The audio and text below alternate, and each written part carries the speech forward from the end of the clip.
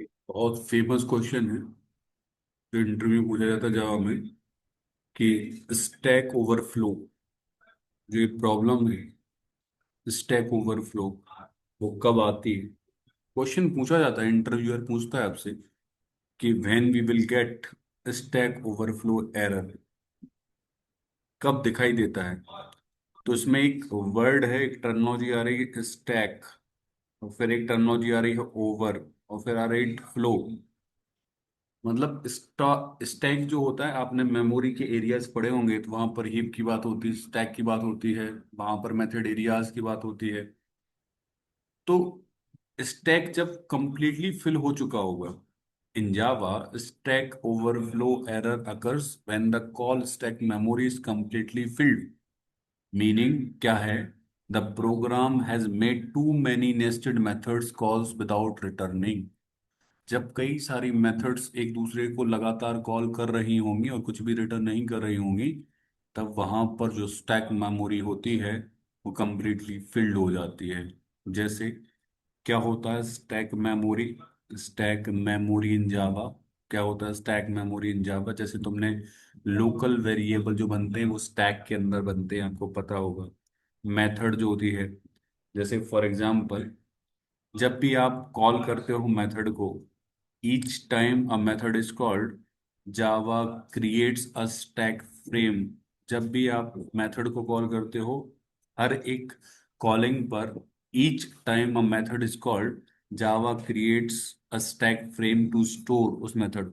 अब वो local variable हो, मेथड के जो पैरामीटर्स हो, और जो रिटर्न एड्रेस हो। जब method, when the method finishes, जो स्टैक फ्रेम है वो आपका रिमूव्ड हो जाता है, कोई मतलब होता नहीं है। अब अगर कई सारी मेथड्स एक दूसरे को लगातार कॉल कर रहे हैं विदाउट रिटर्निंग, इसका मतलब क्या है, the stack keeps growing until it exceeds the JVM stack size limit, then stack overflow is thrown। ये बहुत कॉमन कॉज है, ये बहुत कॉमन कॉज है, इसको पता होना चाहिए आपको। जैसे फॉर एग्जाम्पल आपने रिकर्जन थोड़ा बहुत पढ़ा होगा। जैसे मैं आपको एक नॉर्मल तरीका बताता हूँ जहां पर आपको एक चीज देखने को मिलेगी। जैसे फॉर एग्जाम्पल, वो नॉर्मल तरीका क्या है, जैसे यहाँ पर मैंने एक क्लास दे रखा है, डेमो। ठीक है, कई बार एक क्वेश्चन पूछा जाता है, बड़े बड़े इंटरव्यू में भी पूछा जाता है, कितने भी एक्सपीरियंस हो उसमें भी पूछा जाता है। जैसे हमने यहाँ पर एक क्लास ली डेमो, और इस क्लास डेमो के अंदर मैंने एक मेथड बना ली। फॉर एग्जाम्पल इसके अंदर एक मेथड बना लेता हूं मैं, और मेथड मैंने बनाया पब्लिक स्टैटिक वॉइड, और मैंने यहाँ पर मेथड बना ली, मेथड का नाम दे दिया मैंने सपोज M1। यहाँ पर मैंने M1 मेथड बना ली, ब्रैकेट ओपन ब्रैकेट क्लोज। ठीक है, और सेम मेथड में एक और बना लेता हूँ इन्हीं कीवर्ड्स का यूज करते हुए, जहाँ पर पब्लिक स्टैटिक वॉइड डाल रहा हूँ, और मैं यहाँ पर भी ले रहा हूँ क्या, M2 मेथड। स्टैक ओवरफ्लो बहुत कॉमन क्वेश्चन है, पूछा जाने वाला क्वेश्चन। ये मैंने एक M1 मेथड बनाया, सेम यहाँ पर मैं एक और M2 मेथड बनाता हूँ, कंट्रोल सी एंड कंट्रोल भी, कंट्रोल सी एंड कंट्रोल भी, और उसका नाम जो है मैं डाल देता हूँ M2।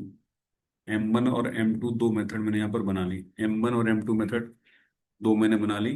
M1 मेथड के अंदर, M1 मेथड के अंदर मैंने M2 को कॉल कर लिया, M1 मेथड के अंदर मैंने M2 को कॉल कर लिया, और M2 के अंदर मैंने M1 को कॉल कर लिया।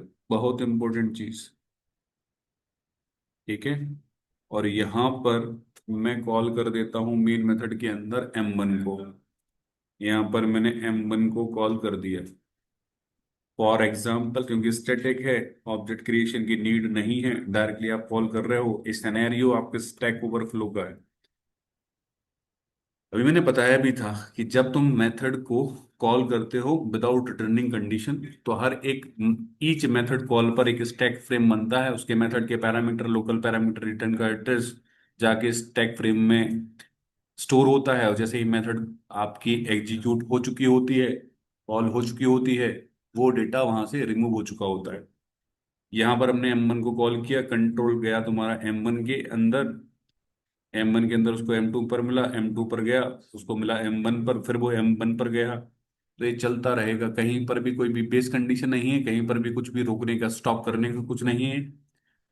बेस कंडीशन क्यों बोल रहा हूँ, कहूँ क्योंकि कभी कभी ना रिकर्जन पर भी, जैसे आपकी जो रिकर्जन होता है, रिकर्जन का मतलब होता है मेथड कॉल इटसेल्फ।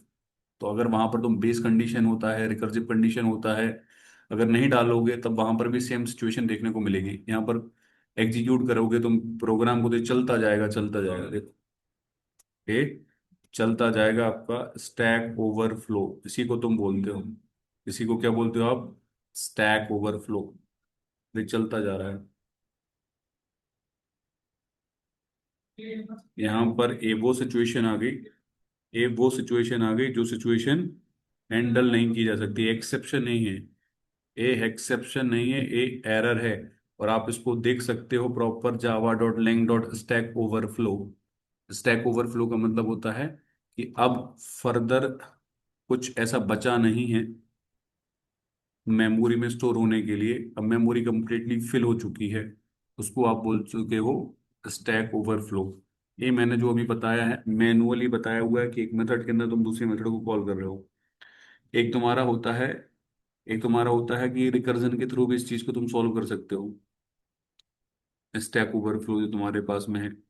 एक तुम्हारे पास में यूज हो सकता है कि फॉर एग्जाम्पल, अगर तुमने रिकर्जन देखा हुआ है, वहां पर भी इस चीज को तुम डिफाइन कर सकते हो, बट सिंपल वे में आप बोलोगे कि एक मेथड को जब दूसरे मेथड से कॉल किया जा रहा है, तो यहाँ पर सेम सिचुएशन आती है।